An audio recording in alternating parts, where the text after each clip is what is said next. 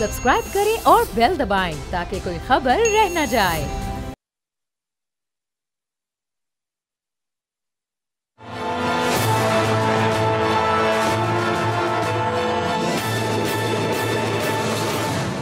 अस्सलाम वालेकुम, मैं हूं जहांगीर। आप देख रहे हैं प्रोग्राम तज्जिया। बराह रास्त गैर मुल्की सरमायाकारी यानी FDI किसी भी मुल्क के लिए और उसकी इकॉनमी के लिए रीढ़ की हड्डी की हैसियत रखती है। इस वक्त पाकिस्तान सियासी अदम इस्तेहकाम और गैर यकीनी की सूरत हाल में घिरा हुआ है और गैर मुल्की इन्वेस्टर्स सरमायाकारी करने से कबल सियासी और माशी इस्तेहकाम को बहुत ही बारीक बीनी से देखते हैं। गुज़िश्ता 2 साल गैर मुल्की सरमायाकारी के लिहाज से पाकिस्तान पर बड़े भारी गुजरे हैं। इस दौरान 9 बड़ी मल्टीनेशनल कंपनीज ने पाकिस्तान में अपने असासे मुंजमद कर दिए और कारोबार समेटकर मुल्क से चली गईं। अमेरिका की दवासाज कंपनी फाइजर ने मई 2024 में पाकिस्तान में अपना मैन्युफैक्चरिंग ऑपरेशन लकी ग्रुप को फरोख्त किया। मुआशी एतबार से फाइजर की पाकिस्तान में एक तवील और शानदार कारकर्दगी थी। अमेरिका की एक और दवासाज कंपनी एली ने नवंबर 2022 में पाकिस्तान में अपना मैन्युफैक्चरिंग ऑपरेशन बंद कर दिया था, जबकि फ्रांस की एक और दवासाज कंपनी सनोफी ने अप्रैल 2023 में सनोफी इवेंट्स पाकिस्तान लिमिटेड में अपने 52.8% शेयर्स पैकेजेस लिमिटेड की सरबराही में सरमायाकार कंसोर्शियम को फरोख्त किए थे। अमेरिका के व्यापारिस ने अप्रैल 2023 में कुछ फार्मास्यूटिकल ब्रांड्स का पोर्टफोलियो AGP लिमिटेड को फरोख्त कर दिया था। नेदरलैंड्स की तवानाई की बड़ी कंपनी रॉयल डच शेल ने अपने तेल और लुब्रिकेंट्स के कारोबार को वाफी एनर्जी ग्रुप के हवाले कर दिया था। पाकिस्तान में शेल की ब्रांडिंग ऑयल के कारोबार में सबसे ज़्यादा थी, जिसकी मुल्क के कोने कोने में सबसे ज़्यादा मांग थी। एक और oil company total energies of France ने ऑयल मार्केटिंग कंपनी टोटल पार्को पाकिस्तान लिमिटेड में अपने 50% शेयर्स आलमी अजनास के ताजुर ग्रुप को फरोख्त करने का फैसला किया। अमेरिका की राइड हेलिंग सर्विस फराहम करने वाली कंपनी उबर ने पाकिस्तान में अपना ऑपरेशन बंद कर दिया, जिसमें उसके मातहत इदारे करीम का फूड डिलीवरी बिजनेस भी शामिल है। जनूबी कोरिया के लोटे केमिकल ने मई 2023 में पाकिस्तान में अपने असासे लकी इंडस्ट्रीज को फरोख्त कर दिए थे। और अब एक और बड़ी मल्टीनेशनल कंपनी पाकिस्तान में मोबाइल फोन सर्विस फराहम करने वाली मार्केट में ट्रेंड सेटर के तौर पर पहचानी जाने वाली नॉर्वे की टेलीकम्युनिकेशन कंपनी टेलेनॉर ने दिसंबर 2023 में अपने ऑपरेशन PTCL को फरोख्त किए थे। PTCL ने टेलेनॉर पाकिस्तान प्राइवेट लिमिटेड के 100% शेयर्स 108 बिलियन रुपए में हासिल किए। टेलेनॉर की पाकिस्तान में $4 अरब के करीब बड़ी सरमायाकारी थी। PTCL जिसमें 62% शेयर्स हुकूमती मिल्कियत के हैं और 26% शेयर्स इत्तसलात टेलीकॉम कंपनी के हैं। इत्तसलात के जेर इंतजाम चलने वाली PTCL ने टेलेनॉर को खरीदने के लिए आलमी बैंक की सरमायाकारी के इदारे इंटरनेशनल फाइनेंस कॉरपोरेशन से $400 मिलियन का एक बड़ा कर्ज हासिल किया, जिस पर माहिरीन की जानिब से बहुत तशवीश का इजहार किया गया है कि इत्तसलात के जेर इंतजाम PTCL जो कि हर साल बड़े माली खसारे बर्दाश्त कर रहा है, उसे इतने बड़े कर्ज लेकर टेलेनॉर खरीदने की आखिर क्या जरूरत थी। और यही नहीं, PTCL ने मजीद $500 मिलियन का कर्ज सिर्फ अपनी जेली कंपनीज के नेटवर्क्स को इस्तेहकाम देने के लिए हासिल करने का मंसूबा बनाया हुआ है। अब यहाँ पर एक अहम सवाल है कि इत्तसलात जो कि PTCL में 26% शेयर होल्डर है, वो ये रकम क्यों PTCL को नहीं दे रही टेलेनॉर को खरीदने के लिए। अगर इत्तसलात इस फाइनेंसिंग में मदद करे तो PTCL एक बड़े कर्ज से बच जाएगा और इत्तसलात के लिए कोई मुश्किल नहीं है कि वो इस रकम को फाइनेंस करे, क्योंकि इत्तसलात की सहमाही रिपोर्ट 2024 के मुताबिक इत्तसलात का मजमूई रेवेन्यू 28,306 मिलियन दरहम बनता है। और अगर इन आदाद शुमार को हम डॉलर्स में कन्वर्ट करें तो ये रकम 7,712 मिलियन डॉलर से जायद बनती है। और अगर इसी रकम को हम पाकिस्तानी रुपए में देखें तो ये रकम 21 खरब 28 अरब रुपए से जायद बनती है। अब PTCL को $400 मिलियन जो कर्ज की सूरत में दरकार हैं टेलेनॉर को खरीदने के लिए, और इत्तसलात की सहमाही रिपोर्ट के मुताबिक 7,712 मिलियन डॉलर से इत्तसलात का रेवेन्यू है, तो 7,712 में से $400 मिलियन को अगर निकाल दें तो तब भी इत्तसलात के पास 7,317 मिलियन पीछे बचते हैं। तो क्यों इत्तसलात टेलेनॉर और PTCL की डील में कोई रकम अदा नहीं कर रहा? इसकी क्या वजह हो सकती है, जबकि प्रॉफिट में वो बराबर का हिस्सेदार 26% के एतबार से होगा? ये बहुत ही अहम पॉइंट है जो इस डील में इत्तसलात के किरदार को बहुत ही मशकूक बना रहा है। और इस पूरी सूरत हाल में कॉम्पिटिशन कमीशन ऑफ पाकिस्तान कहाँ गायब है, उसका क्या किरदार है? क्या कॉम्पिटिशन कमीशन ऑफ पाकिस्तान के पास ये मैंडेट है कि वो इत्तसलात के हवाले से इस सिलसिले में तहकीकात कर सके, या फिर हो सके कि कोई प्राइवेट कंपनी आए और इस डील को मुकम्मल करे तो पाकिस्तान के 62% शेयर्स वाले इदारे यानी PTCL और पाकिस्तान की हुकूमत पर, इसके पाकिस्तान के खजाने पर इसका बोझ ना पड़ सके? इस पूरी सूरत हाल पर हम गुफ्तगू करेंगे। मेहमान का आपसे तारुफ कराते हैं। मौजूद मेहमान हमारे साथ मौजूद हैं ज़ुबैर गिलानी साहब, जो साबिक वजीर भी हैं, सरमायाकारी के साबिक चेयरमैन बोर्ड ऑफ इन्वेस्टमेंट के। बहुत शुक्रिया ज़ुबैर गिलानी साहब, प्रोग्राम के लिए आपने वक्त निकाला। अब टेलेनॉर इस वक्त पाकिस्तान से बाहर जा रहा है। $3 अरब की, $3.5 अरब की जो सरमायाकारी है, एक ऐसे वक्त में जब पाकिस्तान को फॉरेन डायरेक्ट इन्वेस्टमेंट की ज़रूरत है, ये पाकिस्तान से बाहर जा रही है, पीटीसीएल जिस तरह से इसको ख़रीद रहा है मज़ीद कर्जे लेकर, इस पूरी सूरत-ए-हाल पर इस पूरी डील पर आपकी क्या राय है? पाकिस्तान की इकॉनमी को कितना इससे नुकसान हो सकता है? क्या कोई फॉरेन डायरेक्ट इन्वेस्टमेंट इस डील के थ्रू पाकिस्तान में आ रही है? देखें, ये इसको मेरे ख्याल में इसको थोड़े बड़े पैमाने में देखना पड़ेगा। उसकी वजह ये है कि टेलेनॉर जा रहा है, उस पहले तो हमें ये अंदाज़ा होना चाहिए कि वो क्यों जा रहा है। और इस लिस्ट में खाली टेलेनॉर नहीं है, इसमें पहले दुनिया के जो बड़े फार्मास्यूटिकल जायंट्स हैं उनमें से फाइजर एक है, वो गया। एनर्जी में शेल से बड़ा, मतलब one of the largest companies in the world, Shell Pakistan से गया, टोटल गया, ऊबर आपके सामने है, ऊबर गया, लौटे गया, और बहुत एक लंबी लिस्ट है। तो आपको ये अपने आप से पूछना है कि ये क्यों जा रहे हैं। अब ये इनके बजाय अगर इत्तेसालात आएगा या कोई और आएगा टेलेनॉर में, तो जो एक कंज्यूमर के पॉइंट ऑफ व्यू से जो इंफ्रास्ट्रक्चर चाहिए वो आपके सामने है कि आप न मैं क्या कहूँ, मतलब बात तो सच है कि मगर सब बात है रुसवाई की कि जो फायरवॉल के चक्कर में आप देखें कि जो हमारी ये जो इंडस्ट्री है, जो आईटी इंडस्ट्री, उसको किस कदर इर्रेपरेबल डैमेज हो रहा है। तो ये जो इन्वेस्टमेंट है, ये सारा फंक्शन है इमेज का, और आप किसी को आज की दुनिया में बेवकूफ़ बना नहीं सकते। जब मैं वजीर था सरमायाकारी का, तो मैं जिससे भी मिलता था, जहाँ भी बात करता था, मेरे ईमान का हिस्सा है कि इन्वेस्टमेंट में लोकल और फॉरेन इन्वेस्टमेंट की तफरीक, एग्जिस्टिंग और पोटेंशियल इन्वेस्टर की तफरीक, ये बिल्कुल कम इल्मी है। इन्वेस्टर है, उसकी कदर करनी चाहिए। और उसके लिए हमारे मुल्क में देखें, कॉस्ट ऑफ बिजनेस जो है वो बाद में इशू आता है, उससे पहले जो ईज ऑफ बिजनेस की बात है, यानी कि कितना कंड्यूसिव है एनवायरनमेंट बिजनेस के लिए, उसमें मेरा ख्याल है कुछ कहने की जरूरत मुझे नहीं है, क्योंकि हमारे यहाँ वैसे तो हम लोएस्ट कॉस्ट प्रोड्यूसर्स हैं in many ways, our labour is very cheap. ठीक है, हमारी एनर्जी प्राइस ज़्यादा है, but a lot of growing industries such as the tech industry is not dependent on energy as a prime raw material. तो इसलिए मैं कह रहा हूँ कि ये जो बड़े मसाइल हैं, इनमें देखना होगा। इसमें जब आप बाहर की दुनिया, तो आपको ये अपने आप को फरेब देने का फायदा कोई नहीं। हमारा सबसे बड़ा जो मसला है वो ये कि हम मुनाफकत में दुनिया में सबसे आगे हैं। हम लोग जो है वो कोई भी बात हम मतलब कस्में खाते हैं, झूठ बोलते हैं, साथ ही we speak from both sides of our mouth. और ये जो मुनाफकत है, इसको दुनिया इसको देख लेती है और बड़ी आसानी से देखती है। ये आजकल का ज़माना आपके सामने है कि कोई चीज़ छुप नहीं सकती है किसी से। बिल्कुल।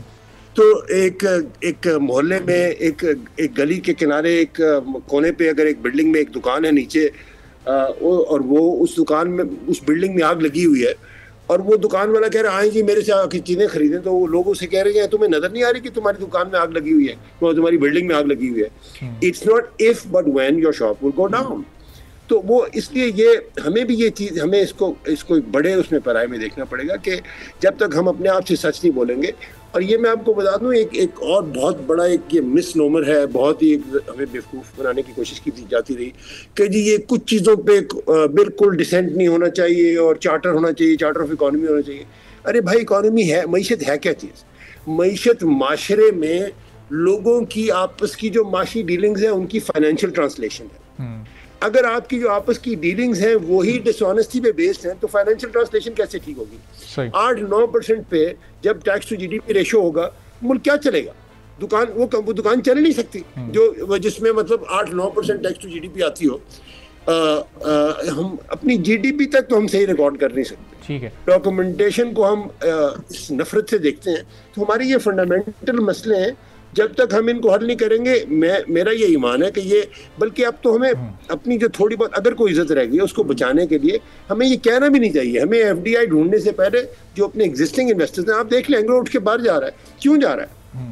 अब जुबैर साहब आपने इस पूरे मसले पर बड़ी बेहतर अंदाज से रोशनी डाल दी है, लेकिन स्पेसिफिकली इस केस पर हमारे बात करने का मकसद ये था कि चूंकि एक बड़ी इन्वेस्टमेंट जारी है और जब पीटीसीएल इसको खरीदने की कोशिश कर रहा है तो वो अब मजीद कर्जे ले रहा है। एक ऐसी कंपनी जो पहले एक साल में 10 अरब, दूसरे साल में 15.5 अरब का नुकसान कर चुकी है, खसारे में जा चुकी है, वो मजीद $400 मिलियन का कर्ज लेकर इसको खरीद रही है, जबकि उसी के साथ इत्तिसलात जो 26% की शेयर होल्डर है वो उसमें अपना कोई रोल ही प्ले नहीं कर रही। मतलब इत्तिसलात की एक सहमाही के जो फिगर्स आ रहे हैं इस वक्त रेवेन्यू के वो $7,000 मिलियन के हैं, उसमें से वो $400 मिलियन क्या पीटीसीएल को नहीं दे सकता? $1 भी वो खर्च नहीं कर रहा है।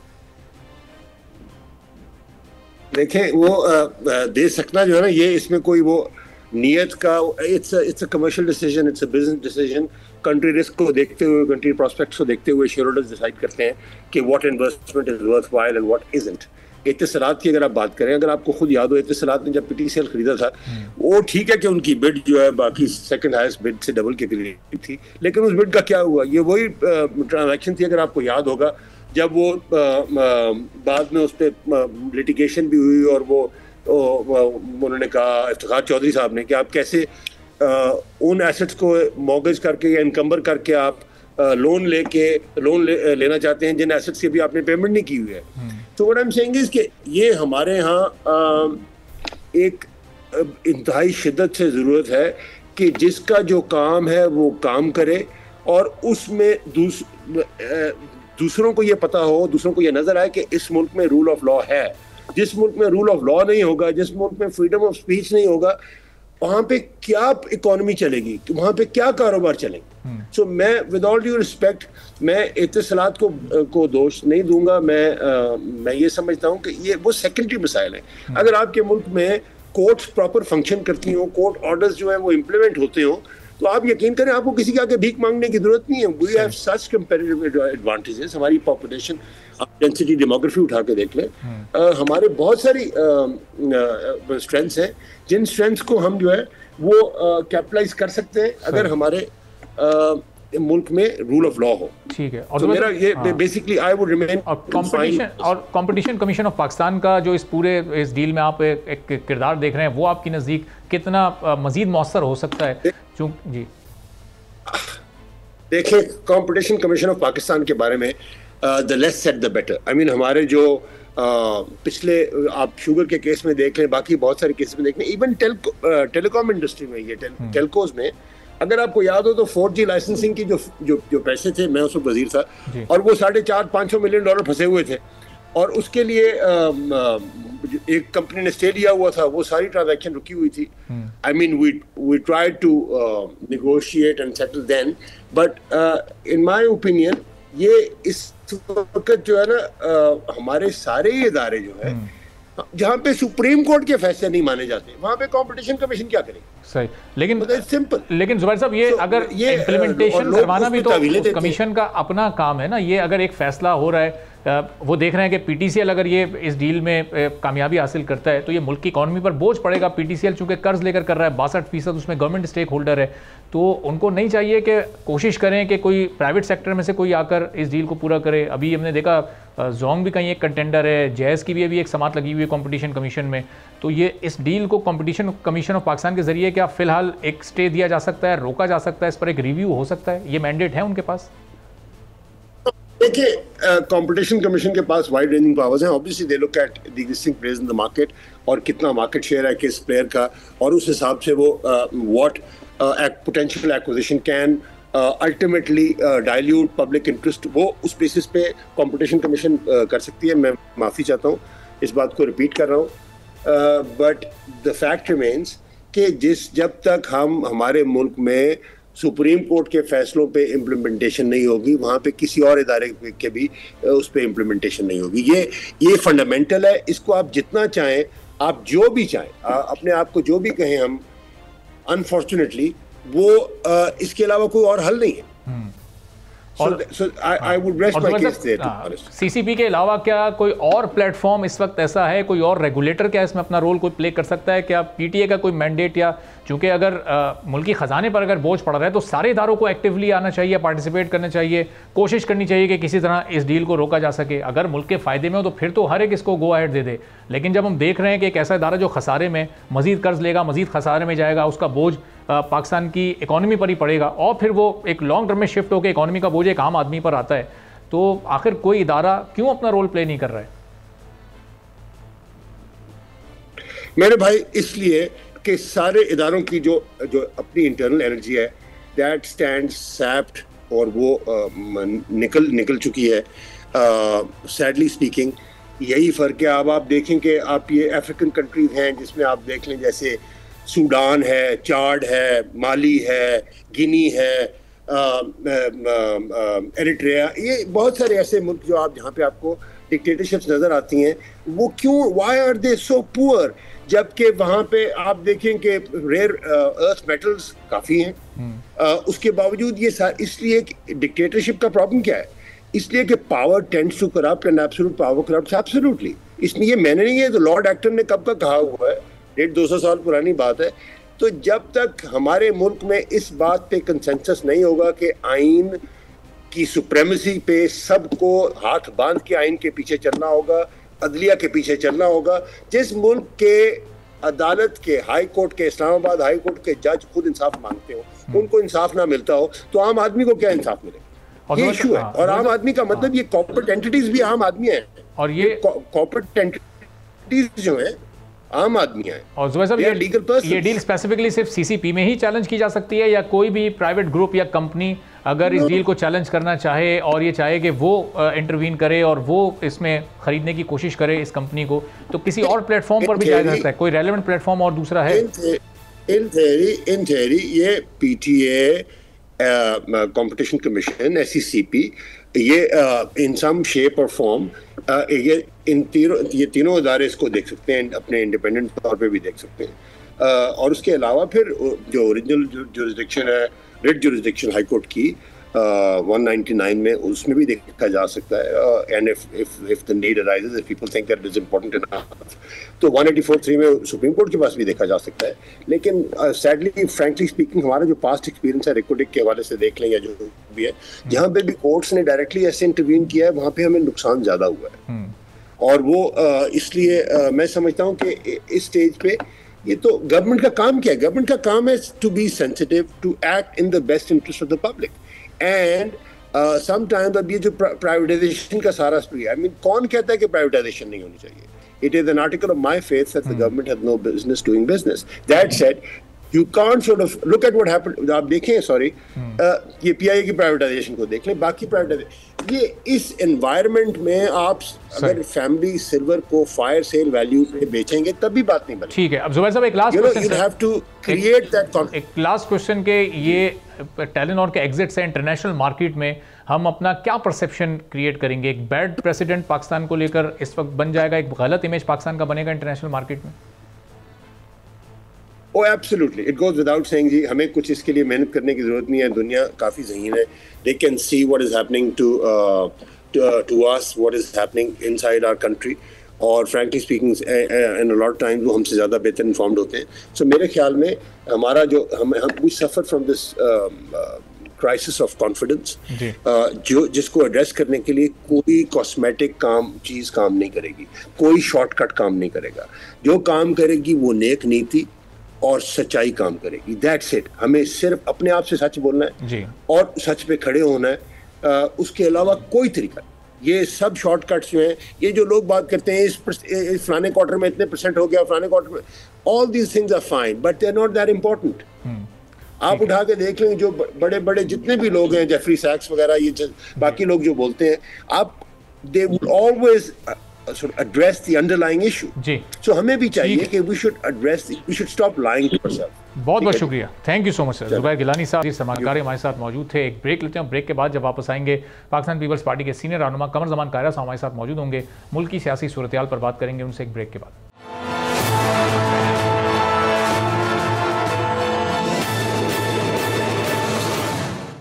एक बार फिर प्रोग्राम में आपको खुशामदीद कहेंगे। और मुल्क में बढ़ती हुई बिजली की कीमतों से इस वक्त हर एक आम शख्स परेशान है और अब इस मसले की संगीनी इतनी बढ़ चुकी है कि खुद वज़ीर आज़म आकर भी यकीन दहानी करवा रहे हैं कि आने वाले दिनों में अच्छी खबरें आएंगी। सदर मुमलिकत आसिफ अली जरदारी साहब की जानिब से भी इस सिलसिले में नोटिस लिया गया है, गुफ्तगू की गई है, बातचीत की गई है। जो IPPs का मसला उस पर टास्क फोर्स बना दी गई है कि किसी तौर पर इस कीमत को कम किया जा सके। चूँकि इलेक्शन से पहले दोनों हमारे मुल्क की जो बड़ी जमातें इस वक्त एक बराह रास्त हुकूमत में मौजूद है, एक की सपोर्ट से हुकूमत बनी, तो उनकी जानिब से इलेक्शन कैंपेन्स में बड़े दावे किए गए थे कि बिजली को सस्ता किया जाएगा, फ्री पहुँचाया जाएगा काफ़ी हद तक आवाम को, और इसके अलावा भी रिलीफ के बहुत सारे काम किए जाएंगे। तो अभी तक जो 6 माह की हुकूमत की कारकर्दगी है, इससे पाकिस्तान पीपल्स पार्टी खासतौर पर जो माशी एतबार से कितनी मुतमईन है, कितनी गलतियाँ इस हुकूमत ने कर दी हैं और आगे उनकी तसी कैसे हो सकती है और रिलीफ एक आम आदमी तक कैसे पहुँच सकता है, इस सूरत हाल पर हम गुफ्तगू करेंगे। कमर ज़मान कायरा साहब पाकिस्तान पीपल्स पार्टी के सीनियर रहनुमा हमारे साथ मौजूद हैं। तो कायरा साहब, इस हुकूमत के 6 माह में जो एक आम आदमी की मुश्किलात हैं वो बढ़ती जा रही हैं। बिजली का बिल आप देखेंगे घर के किरायों से भी ज़्यादा बढ़ चुका है। इस मसले पर अब सदर साहब ने भी नोटिस लिया है, वज़ीर आज़म साहब भी मुस्तकिल गुफ्तगू कर रहे हैं, उनके भी ज़ेरे गौर हैं कुछ चीज़ें। इसका हल क्या है, किस तरह निकाला जा सकता है? आने वाले दिनों में कोई रिलीफ आवाम तक पहुँचेगा आपकी नज़र में? देखिए, एक तो हमें देखना है कि एक ऐसा इशू जिस पे हुकूमत भी बोल रही है, वज़ीर आज़म साहब भी परेशान हैं, सदर साहब भी परेशान हैं, काबीना में भी उस पर मुबाहिसा हो रहा है, हुक्मरान जमात हो या इत्तेहादी जमातें हों, सारी इस बात पे परेशान है। अपोजिशन भी इस मामले के ऊपर मुसलसल अपनी बात कर रही है। तो ये मामला तो बड़ा सीरियस है, इसमें तो कोई शक वाली बात नहीं है। अब इशू यह है कि क्या हुकूमत ने जानबूझ के किया है या हुकूमत के पास कोई ऑप्शन नहीं है सिवाय इसके कि ये इकदाम उठाए। इस वक्त सूरत हाल यह है कि आज लम्हा मौजूद में जब फैसले हो रहे हैं तो उस वक्त हुकूमत के पास कोई और ऑप्शन नहीं है, इसलिए कि आपने मजीद सब्सिडी नहीं देनी, ये आपका आलमी इदारों के साथ एक वायदा है। और अगर हुकूमत अपने पास से इस पे पैसे नहीं डालती तो फिर यही कीमत देनी पड़ेगी, या इसके ऊपर जो टैक्स वसूल होता है उस टैक्स की कटौती करेंगे तो भी सब्सिडी की एक शिकल आ जाएगी। तो आप आलमी इदारों को राजी किए बगैर ये मुमकिन नहीं है। अब जो IPPs हैं उनकी वजह से अगर ये हो रहा है और उनके मायदों को रिव्यू या रिवाइज कैसे हो सकते हैं, ये हमारी लीगल टीम पहले भी काफी अरसे से कोशिश कर रही है। अब जो है वो सूरत हाल ज्यादा दिगरगू हो गई और हम अपने दोस्त ममालिक से भी, बाकी लोगों से भी ये बात कर सकते हैं और कर रहे होंगे, यकीनन कर रहे हैं कि किसी तरीके से हम लोगों को रिलीफ दे पाएं। लेकिन ये बात याद रखिए, वजीर आजम को भी इसकी सियासी कीमत का पता है, सदर साहब को भी पता है, इसकी हिद्दत भी हर जगह पहुंच रही है, लेकिन वो बज़बाने शायर के है कुछ ऐसी ही बात जो चुप हो, वरना क्या बात कर नहीं आती। तो क्या हुकूमत को नहीं पता कि लोगों के हालात क्या हैं? बिल्कुल, मैंने और आपने थोड़ा बताना है, वो खुद अवाम के लोग हैं। बिल्कुल इस पे कोशिश हो रही है। पिछले दिनों वज़ीर आज़म साहब ने भी कहा कि हम जल्द इस पे कोई खुशखबरी सुनाएंगे। वो जो कोशिश कर रहे हैं अल्लाह करे उस पे कामयाब हो जाए। सही। और कायर साहब, ज़ाहिर है इस मसले की वजह से अच्छा खासा मवाद अपोजिशन के पास भी हुकूमत के खिलाफ मौजूद है। अभी हमने जमात इस्लामी का धरना देखा, उसे मौखर ही हुआ है, 40-42 दिन बाद शायद वो वापस आ जाएं, चूँकि इस मसले का हल 40-42 दिन में तो नज़र नहीं आ रहा। फिर पाकिस्तान तहरीक-ए-इंसाफ भी अब गाए बगाए इन मसाइल पर आहिस्ता आहिस्ता बातचीत कर रही है और वो भी किसी न किसी एहतजाज का इरादा रखते ही हैं। तो अब ये इस मसले पर अपोजिशन को भी इंगेज करके कुछ हक़ाइक़ से आगाह करना इस वक्त हुकूमत की ज़रूरत है, या फिर अपोजिशन को इसी तरह सड़कों पर रहने दें? और ज़ाहिर है वो जितने भी जो मुतालबात कर रहे हैं वो हैं तो दरअसल आवाम के दिल के मुतालबात कि किसी तरह रिलीफ एक आम आदमी को मिले। तो इसमें हुकूमत और अपोजिशन का एक कनेक्शन आप कैसा देख रहे हैं? कोई वर्किंग रिलेशनशिप इसमें बन सकता है? देखिए, पहली बात तो ये है कि हुकूमत का काम लोगों को रिलीफ देना होता है, अपोजिशन ने सिर्फ ज़बानी बातें करनी होती है, वो हमारी हो या मौजूदा हो। अपोजिशन जो है वो मुतालबे कर सकती है, जमात इस्लामी मुतालबे कर रही है, बाकी लोग मुतालबे कर रहे हैं, आप मुतालबे कर रहे हैं। जिसने ये मुतालबे पूरे करने हैं वो हुकूमत है। वो जानती है कि पैसा कहाँ से लेना है, वो जानते हैं कि IMF वर्ल्ड बैंक को राजी किए बगैर, उनकी शरायत माने बगैर हम अपनी इकोनॉमी को बहुत मजबूर कर देंगे। या जरा गौर कीजिए ना कि दूसरी सूरत में क्या हो सकता है कि हुकूमत इस दबाव में आके सब्सिडियां अनाउंस कर दे, IMF आपके साथ मुआहदा ना करे, आपको लोन ना मिले और आप डिफॉल्ट की खुदा नखास्ता कैफियत में चले जाएं। और उसके बाद क्या होगा? डॉलर की कीमत फौरी तौर पे आसमान पे जाएगी, अगर डॉलर 400 का हो गया तो ये बिजली की कीमत कितनी हो जाएगी, रिलीफ देने के बावजूद मौजूदा से बढ़ जाएगी। तेल की कीमत कहाँ पहुंच जाएगी, तो उसकी बड़ी खौफनाक एक कीमत है। तो मुतालबे करने में तो जाता कुछ नहीं है ना, वो तो लोगों को खुश करने के हैं। हाँ, जब हम लोगों हुकूमत ने फैसला करना है वो एक मुश्किल काम है, और उसने फैसला ये करना होता है कि मैक्सिमम पुश करके रिलीफ दे ले। हाँ, इससे ज्यादा रिलीफ इस वक्त इन सर्कमस्टांसेस में देना खासा मुश्किल है, और गवर्नमेंट कोशिश कर रही है। अल्लाह करे आलमी मंडियों में तेल की कीमतें गिर रही हैं, कोल की कीमतें गिर रही हैं, इसमें कोई बड़ी तब्दीली आ जाए ताकि हमें बिजली सस्ती पैदा होनी शुरू हो जाए। ये जो थर कोल है, थर कोल से हम कोल के प्लांट चलाने का प्लान शुरू है, लेकिन वो टाइम लगेगा, उसमें तो बहुत सारी मशीनरी तब्दील होनी है, उसके पूरे बॉयलर तब्दील होने हैं, वो तो आसानी से काम होने वाला नहीं है, वो टाइम कंज्यूमिंग है। फौरी रिलीफ के लिए अल्लाह करे कोई रास्ता बन पड़े। तो कायद साहब, इसका मतलब कि जो मामले की संगीनी और हसासियत है उसका पूरा एहसास है पाकिस्तान पीपल्स पार्टी को, तो अभी तक आप लोग काबीना में शामिल होने के हवाले से कोई फैसला नहीं कर सके हैं। काबीना में शामिल होकर इस पूरी सूरत हाल में ये जो इस मईशत का बोझ है, पाकिस्तान पीपल्स पार्टी क्यों नहीं बराबर के साथ उठा रही, जब आप ही की सपोर्ट से ये हुकूमत बनी है? देखिए मेरे भाई, ये जो हुकूमत का डिजाइन है ये ऐसा ही है। हम हिस्सेदार नहीं है इक़्तिदार के, इसके बावजूद ये बोझ तो हमारे कंधों पे भी है। ये तो नहीं है कि आप तो यही कह रहे हैं ना कि हुकूमत आपने बनाई हुई है, सो इसके हिस्से से हमारा मुफर तो नहीं है ना। लेकिन ये बात कि जी हम हुकूमत में बैठ के गवर्नमेंट को क्या एडवाइस कर सकते हैं, वो आज भी कर सकते हैं।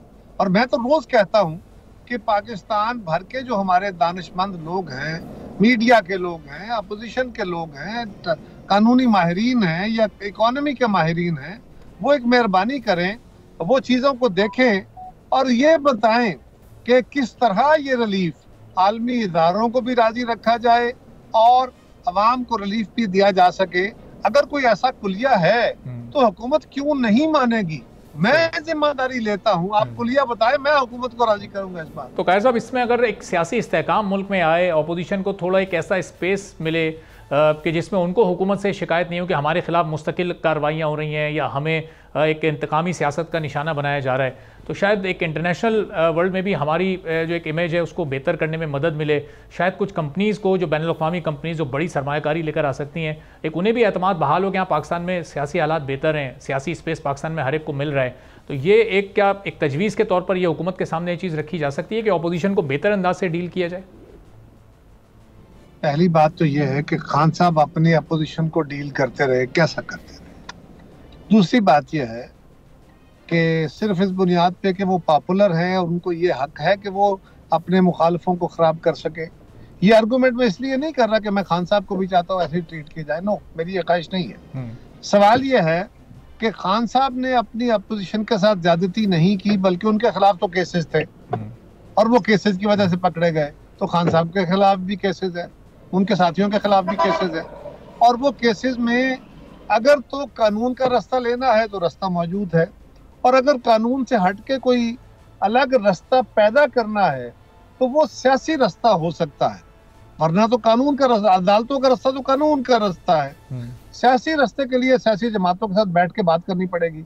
उसके लिए खान साहब राजी नहीं है, और पीटीआई को या अपोजिशन को तो इस वक्त जो कुछ भी है वो खुद अपने कर्मों जर्मों, वो किसी के साथ बात करने को तैयार नहीं है, वो किसी तरह अपने मसाइल को कम करने को तैयार नहीं है। ये सारा कुछ उनका अपना किया धरा है। लेकिन क्या साहब, इसमें फिर हुकूमत का या वजीरों का रोल? वो कहते हैं हमने फौज से बात करनी है, हम सियासी बातों से बात नहीं करते। ये मामला अगर कानूनी इदारों पर ही छोड़ दिया जाए तो ज़्यादा बेहतर हो। हम वजीरों के या मुशीरों के बयानात सुनते हैं, राना सनाउल्लाह साहब कहते हैं कि जी वो एक केस में बाहर आएंगे, हमने दूसरे केस की तैयारी की हुई है। अता तारड़ साहब की आप अगर 14 अगस्त के रोज़ की आप तकारीर सुन लें तो उसमें यौम आज़ादी, जश्न आज़ादी से ज़्यादा बात वो पाकिस्तान तहरीक इंसाफ और इमरान खान से साहब से मुताल्लिक कर रहे होते हैं। तो जब इतना हीट करेगी हुकूमत मामलात को, तो फिर ये मामलात बेहतर कैसे हो सकेंगे? थोड़ा सा हुकूमती रवैयों पर भी गौर की ज़रूरत है आपकी नज़र में? कोई वज़ीर आज़म साहब ने बात कही हो, कोई जरदारी साहब ने, कोई बिलावल साहब ने, कोई और ऐसे लोगों ने, कुछ वज़रा होते हैं, उनके अपने स्टाइल और सिस्टम्स होते हैं, उनको गवर्नमेंट के तर्जुमान खाली नहीं होते, वो तल्ख बात भी कर जाते हैं। वो अता तारड़ साहब को भी, राना साहब को भी ठहराव में बातें करनी चाहिए। लेकिन ये बात भी याद रखिए कि 14 तारीख को जो हमारा यौम आज़ादी है, अगर हुकूमत की नज़र में उस दिन को खान साहब खराब कर रहे हैं या उनकी जमात खराब कर रही है तो तल्ख बातें करेंगे, उनको गालियां मुसलसल दी जाएंगी तो जवाब में फूल तो नहीं पेश होते रहेंगे ना। तो ये तवक्को तो ठीक है, ये बात करने के हद तक तो ठीक है कि हुकूमत की जिम्मेदारी है, लेकिन हुकूमत में बैठे लोग भी इसी मुआशरे के हैं जो इस वक्त फ्रस्ट्रेशन का शिकार है और जिसमें गाली का जवाब अल्टीमेटली गाली की सूरत में आ जाता है। और कायर साहब, ज़ाहिर है इन्हीं लोगों की जानिब से फिर पाकिस्तान तहरीक इंसाफ पर पाबंदी की भी बात की गई, बड़ी बड़ी प्रेस कॉन्फ्रेंसेस भी की गई। ज़ाहिर है पाकिस्तान पीपल्स पार्टी ने उस पर एक अपना मौक़िफ़ दिया। अब वो मामला मुकम्मल तौर पर ख़त्म हो चुका है ना, यानी मुस्तकबिल में आने वाले चंद हफ्तों या चंद माह में ये तो नहीं होने जा रहा कि पाकिस्तान तहरीक इंसाफ पर पाबंदी लगा दी जाए? हमें तो जी कभी इस बारे में कोई गुमान नहीं था तहरीक इंसाफ पे पाबंदी लगे या किसी और जमात पे, बिल्कुल हम कभी उसके हामी नहीं थे, ना जमातों पे पाबंदी मसाइल का हल है। तहरीक इंसाफ का नाम किसी और जमात के नाम पर रख लिया जाए और यही लोग उसमें चले जाएंगे तो क्या फ़र्क आ जाएगा नाम रखने से? बैट का निशान तब्दील करने से क्या तहरीक ख़त्म हो गई? क्या उनके इलेक्शन नहीं हुए? क्या उनके लोग इलेक्शन नहीं लड़े? तो ये हम तो पहले दिन से कह रहे हैं कि ये मसाइल का हल नहीं है। और ये भी कि अगर कोई हुकूमत ने पाबंदी लगानी है तो ये subject to review of the court है। ये तो नहीं है ना कि हुकूमत कहेगी तो पाबंदी लग जाएगी, हुकूमत कहेगी फलां बंदा इलेक्शन लड़ सकता है, लड़ेगा नहीं तो नहीं, ऐसा नहीं है। बल्कि ये तो किसी सियासी जमात पे पाबंदी सुप्रीम कोर्ट के रेफरेंस के जरिए लग सकती है। लेकिन सर कायर साहब, जब यही वही सुप्रीम कोर्ट ये कहता है कि जी मखसूस नशिस्तें आप पाकिस्तान तहरीक इंसाफ को दे दें, तो फिर उस पर आप देखें रातों रात नई कानून साजी करने की कोशिश की जाती है और फिर हर मुमकिन ये कोशिश की जाती है किसी तरह उस डिसीजन को रिवर्स करवाया जा सके। तो अदालतों के फैसले मिनवान हुकूमत भी तस्लीम नहीं कर रही है। ये जो मिनवान का लफ्ज है ना, ये नहीं है। अदालत सुप्रीम कोर्ट सारी बैठ जाए तो उनको भी एक कानून और आइन के मुताबिक ही चलना है। ये नहीं है कि वो अपनी मर्जी की कोई बात कह देंगे तो वो सब उसको सरे तस्लीम कम कर देंगे, बल्कि उसके लिए प्रॉपर फोरम क्रिएट किए जाएंगे। अदालत को ये याद कराया जाएगा कि हुजूर आप किसी कानून के तहत चलने के पाबंद हैं और वो ये कानून है। आप इससे मावरा अगर कोई फैसला कर रहे हैं उसको देखें, आप उससे मावरा। और ये जो कानून साजी अदालत में पार्लियामान में की गई है उस कानून में तो कोई तब्दीली नहीं की गई, वो सेम कानून दोबारा रिपीट किया गया है अदालत के साथ, सिर्फ उसके सामने रखने के लिए कि हुजूर ये कानून है, इसको जरूर देखिए, इसको देखे बगैर आप फैसला करेंगे तो आप नहीं कर सकते। अदालत कानून से मावरा या आइन से मावरा फैसला नहीं कर सकती। और अगर अदालत ऐसा करती है, यानी हुकूमत अगर कोई फैसला करती है जो आइन से मावरा है, तो अदालत उसको रिव्यू कर देती है। अगर कोई अदालत फैसला करती है तो क्या पार्लियामान उसको नहीं देखेगी कि ये फैसला आइन और कानून के मुताबिक हुआ है कि नहीं? ये प्रैक्टिस नहीं होनी चाहिए कि हर वक्त हुकूमत ये काम करे। लेकिन अगर किसी तनाव में ऐसी सूरत बन जाती है और बज़ाहिर बिल्कुल वाज़े तौर पे आइन और कानून की ब्लेटेंट मुखालफत होती है, तो फिर हुजूर सुप्रीम कोर्ट सुप्रीम अदालत है, सुप्रीम इदारा नहीं है। सुप्रीम इदारा फिर पार्लियामान है, जहाँ अवाम की नुमाइंदगी, अवाम की राय जो है वो वहाँ पे। और कायर साहब, फिर ये इस सबसे सुप्रीम इदारे यानी पार्लियामान की अगर इस इब्तदाई 6 माह चंद दिन की हम देखें तो वो कानूनी, मुआशी या सियासी लिहाज से, तो उससे पाकिस्तान पीपल्स पार्टी इस वक्त मुतमईन दिखाई देती है। इस हुकूमत की सिमत इस वक्त दुरुस्त है, चाहे मुश्किल टाइम है, लेकिन उम्मीद है कि मुश्किल टाइम गुजरने के बाद थोड़ा बेहतर परफॉर्म करेगी हुकूमत आने वाले साल में। जी बिल्कुल करेगी, और हम इनका साथ तभी दे रहे हैं कि इस वक्त मुश्किल फैसले आगाज में किए गए हैं। ये मुश्किल फैसले अवाम के लिए बहुत तकलीफ दे हैं। बातें करने में आसानियां हैं, लेकिन जहाँ भुगतना पड़ता है तो बहुत मुश्किल है। जिस घर में शाम को चूल्हा ना जले, जिसके पास बिजली का बिल देने के पैसे ना हो, वही जानता है उसकी तकलीफ क्या है। लेकिन इसके अलावा अब चारा भी क्या है, वरना उससे ज्यादा मुश्किल हालात खराब पैदा हो सकते हैं। इसलिए हम समझते हैं कि हुकूमत जिस सिमत में चल रही है उसकी सिमत का तयन दुरुस्त है। हाँ, उसके फैसलों से बेहतरी आने में कुछ महीने साल लगेंगे और उसके बाद ग्रेजुअली बेहतरी के सामान आएंगे। सही, यानी इसका मतलब कि एक गैर मशरूत या बिला मशरूत जो हिमायत है इस वक्त पाकिस्तान पीपल्स पार्टी की, वो हुकूमत को हासिल है। चूँकि चंद हफ्तों या महीनों पहले तक ये सूरत हाल थी कि मौलाना साहब की जमात भी ये सोच रही थी कि पीपल्स पार्टी आधी अपोजिशन में और आपका टिल्ट अपोजिशन की तरफ हो सकता है। पाकिस्तान तहरीक इंसाफ के कुछ हल्के भी इस तरह की बात करते थे कि आगे चलकर अपोजिशन में ही शामिल होगी पीपल्स पार्टी और बड़ा टफ टाइम देगी हुकूमत को। लेकिन अभी आपकी गुफ्तगू से मुझे नतीजा निकालने में कोई मुश्किल नहीं हो रही कि आने वाले 6-8 माह में भी हुकूमत एक बड़े सेफ जोन में है और आप लोग कहीं उसको किसी मुश्किल में लेकर आने वाले नहीं हैं। नहीं, ऐसा बिल्कुल मैंने नहीं कहा। हमने जब हुकूमत का साथ देने का फैसला किया तो हमने कुछ प्रिंसिपल डिसीजन किए। अगर हुकूमत उससे हट जाती है तो हम हुकूमत के पास जाते हैं, उसको याद करा लेते हैं कि भाई आप ये गलत कर रहे हैं, जैसा हमने बजट में किया। अगर आइंदा ऐसा जिसका कोई इम्कान नहीं है, इंशाल्लाह नहीं होगा, अगर ऐसा होता है तो फिर हम हुकूमत के पास जाके उसको समझाएंगे और उसके बाद कोई फैसला करेंगे। अभी इसके बारे में ये कहना कि बिल्कुल हुकूमत को हमने फ्री हैंड दे दिया, जो चाहे करे, ऐसा भी नहीं है। और ये कि हम हुकूमत को कोई उसके ऊपर चीज़ें मुसल्लत करना चाहते हैं और उसको ब्लैकमेल कर रहे हैं, ऐसा भी नहीं।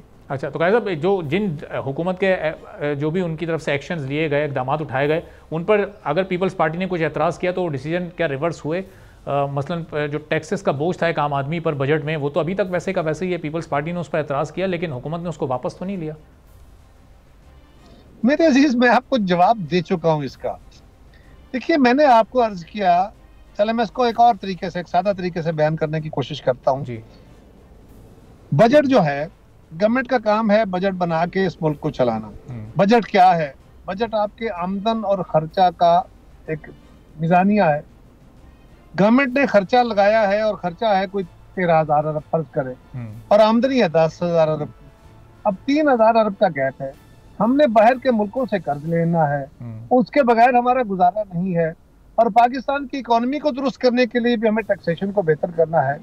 तो टैक्सेशन करना और जो हमारी लॉस मेकिंग इंस्टीट्यूशन है उनको प्राइवेटाइज करना, और जो है ये जो बैलेंस ऑफ टैक्सेशन जो है बिजली और गैस को के रेट और कम करना, तेल को सस्ता करना, ये सब कामों के लिए हुकूमत को पैसा चाहिए। हुकूमत इसको पैसा कहाँ से लाएगी? और कर्जा लेगी, क्योंकि फिर 13,000 अरब से खर्चा बढ़ जाएगा। और अगर आपने इस पर टैक्स कम करना है तो आपकी आमदन 1,000 अरब से कम चली जाएगी, 10,000 अरब से, तो फिर वो कहाँ से गैप ब्रिज होगा? तो ये इसका मैंने पहले भी कहा ना कि मुतालबे अपनी जगह, लेकिन गवर्नमेंट ने ये देखना है कि वो गैप ब्रिज कहाँ से होगा। अगर तो ये हो सकता है तो मैं बिल्कुल अपनी खिदमत सर्विसेज ऑफर करता हूँ कि मैं अपनी जमात को भी और हुकूमत को भी राजी करूंगा। मुझे सिर्फ कुलिया समझा दें। ठीक है, बहुत बहुत शुक्रिया। कमर जमान कायरा साहब, पाकिस्तान पीपल्स पार्टी के सीनियर रहनुमा हमारे साथ मौजूद थे। इसी के साथ नाज़रीन, आज के प्रोग्राम से इजाज़त दीजिए। अल्लाह हाफ़िज़।